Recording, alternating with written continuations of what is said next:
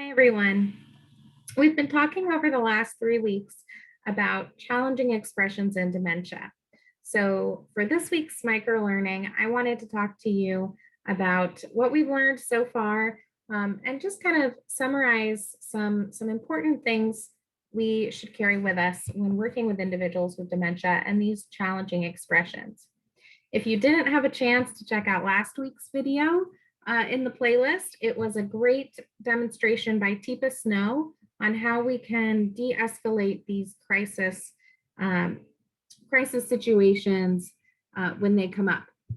Today, we're going to talk a little bit about behavior as communication, where these challenging expressions are coming from, and then how we can best be dementia detectives to adapt our approach and help the person living with dementia and us have a successful day and avoid some of these challenging expressions. So this is Maslow's hierarchy of needs.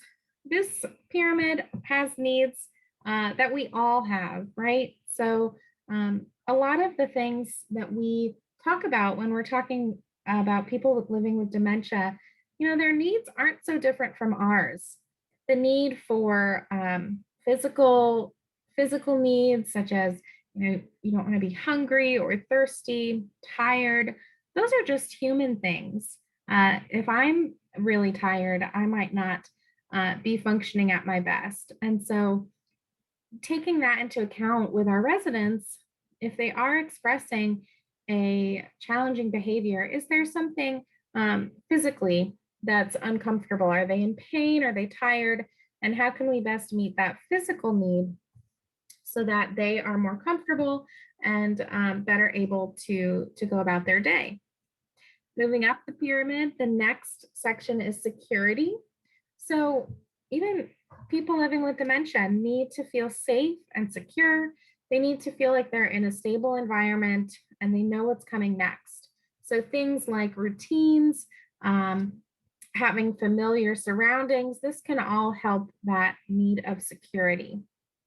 The next one is social. So the need for being loved, having a sense of belonging, and really being part of a community. This can be challenging at times for people with dementia because as communication becomes more difficult, it can be difficult for them to really feel that sense of inclusion. So, making sure that we're adapting our approach, we're taking the time to really work with individuals with dementia and make sure that they feel included, that we are using some positive regard, gentle touch, and really making them feel loved and cared for. The next one is ego, but we're not talking about ego in a self-important way. We're talking about that need we all have to feel good about ourselves, to have good self-confidence, self-esteem. We want to be recognized as being a good person, being able to do things. So as people living with dementia progress in their disease, there's usually less and less that they're able to do for themselves. And sometimes that can be very frustrating. So we want to make sure to empower our residents to do as much as they can, as independently as they can, and to provide opportunities for really meaningful and purposeful activity so that they feel that self-confidence. They're helping someone out or they're doing something really well. We want to build their self-confidence, make sure that they know they're still valuable, important people contributing to their environment and to their community. The top of the pyramid, that need is called self-actualization. So this is the need for development, creativity, learning new things, that need for growth. It's a misconception that people living with dementia cannot learn new things. People with dementia can learn new things. It might take a little bit longer than it did before they had dementia, but they can definitely learn new ways to do things. They can learn new hobbies, new habits. It just takes some persistence at times. But this need for self-actualization and growth we want to make sure that we're providing opportunities that are stimulating. So, providing new experiences, helping individuals continue to grow, to adapt to their surroundings. Um, we don't want to just have individuals doing the same thing all the time, or just sitting around doing the same puzzle or watching the same show on TV day in and day out.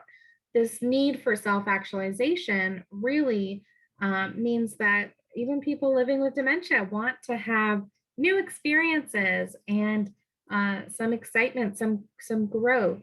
So balancing that, of course, with that sense of security. So making sure that we have a routine and all of that, but being afraid to not being afraid to try new things is really important. So all of these needs apply to us, but they apply to people with dementia too. These are just human things. So everyone needs physical security, social, ego, self-actualization. We all need everything on this pyramid. So when we're looking at some of these challenging behaviors, most of the time, those challenging behaviors and challenging expressions are a response to one of these needs not being met. So take a picture of this, memorize kind of the basic needs we're talking about, so that when a challenging situation arises, you can de-escalate it, like we learned from Deepa Snow last week, and then really do some dementia detective work and figure out what need isn't being met, and how can we adapt the environment, adapt ourselves and the situation to meet that need for the resident. So these are the steps to being a dementia detective. So number one, examine the behavior and remain calm. So unless someone is in immediate physical danger of hurting themselves or others, we can take a few minutes to assess the situation, figure out, okay, is this really harmful? What exactly is going on? Don't assume that we know right away where a behavior is coming from. Take some time to determine what's happening. And if the behavior is not harmful, maybe it's annoying to us, like a resident is repeating a motion or making a noise. If it's irritating to us but not harmful to the resident, then we need to look at why we really want to change that behavior. And just because it might not be what we're used to or what we would prefer doesn't necessarily mean that it's a bad behavior or a problematic behavior, if it's not really harming the resident or someone else. So that's step one. Step two is to investigate what happened directly before and after this behavior to find if there's a cause or a trigger. So one example is, let's say the person living with dementia is living in a care community, and at 3:30 every day gets very agitated and packs up his things and says he wants to go home. So what exactly is happening before and after this resident is getting agitated? Well, let's think. 3:30, that's most likely around shift change. And so this resident has seen people coming in and out of the doors.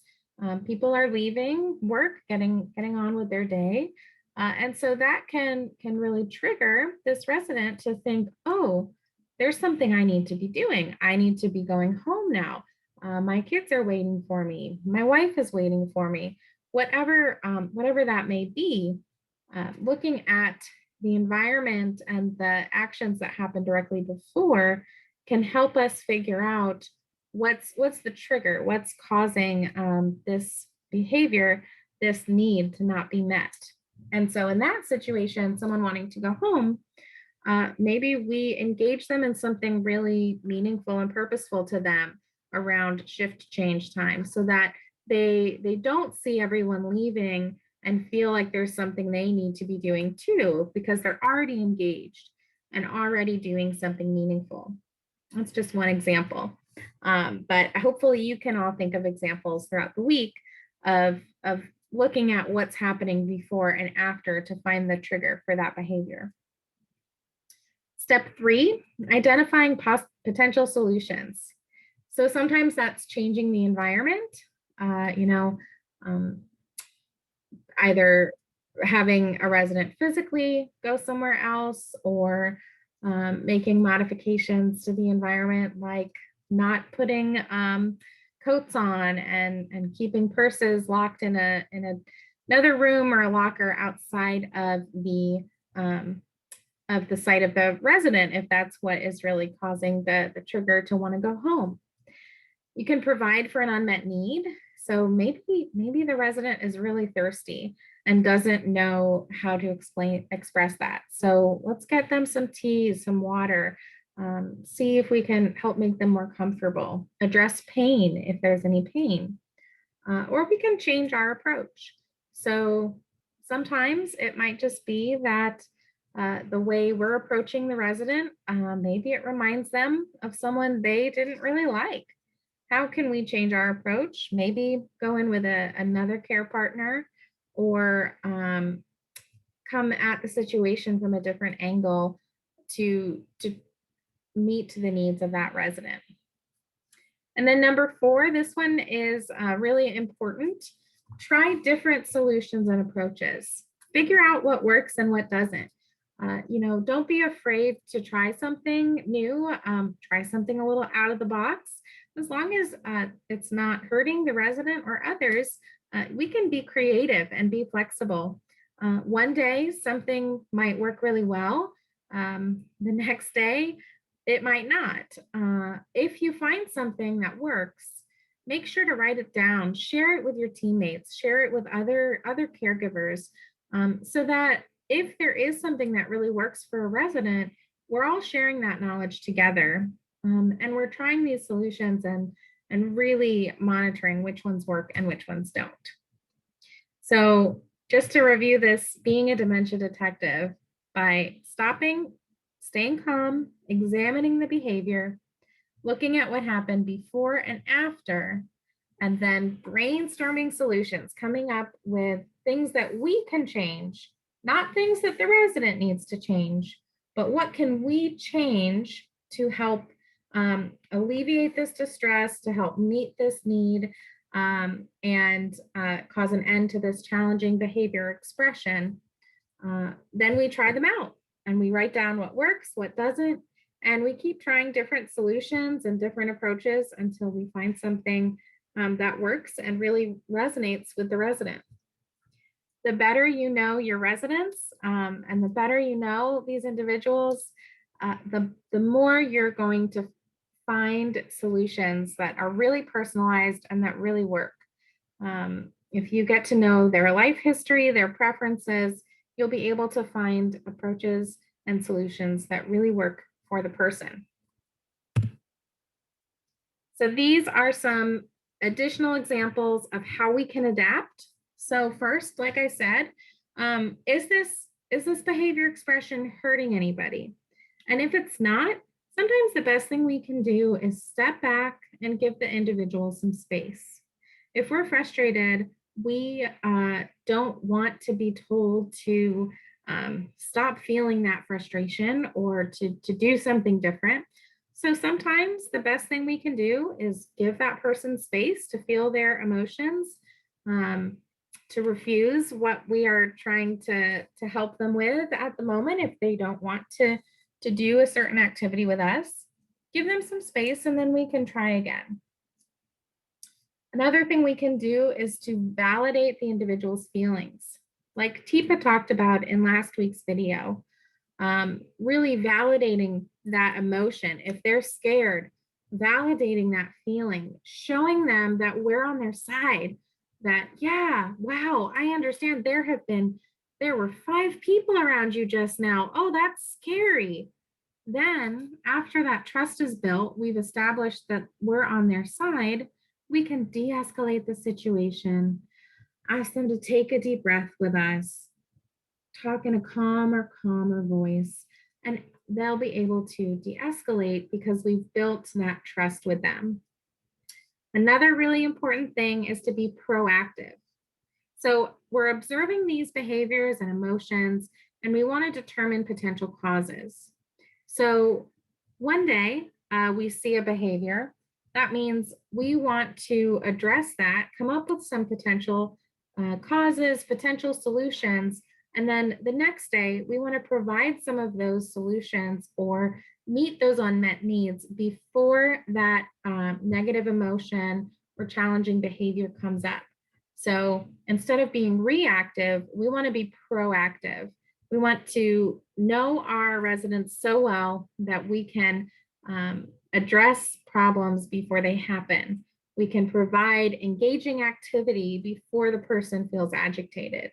We can sit someone down with their favorite snack and a cup of tea before they get hungry and frustrated that it's not dinner time yet.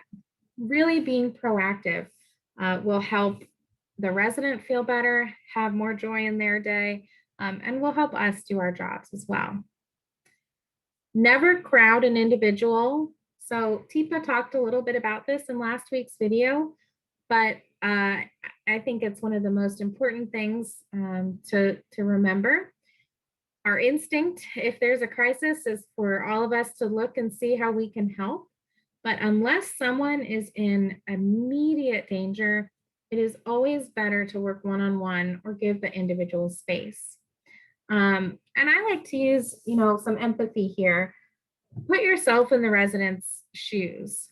If you felt scared about someone wanting to take you to the hairdresser and you didn't know where you were going, or someone's telling you it's time to take a shower, and you're not ready to take a shower, you don't know who this person is, so you get agitated and maybe are having some challenging expressions. If more people come in and suddenly there's two people or even three people in the room trying to figure out what's going on, you're going, as that person living with dementia who's confused, you're going to go into fight or flight mode. You're going to get even more panicked, even more upset.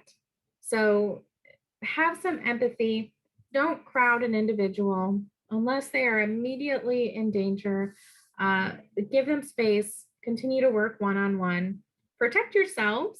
So remove yourself from a situation if you feel like you are unsafe, and switch out another care partner, another individual who can try. Sometimes just a new fresh face is someone who can get on their side and have a different outcome. So some other things to try: music.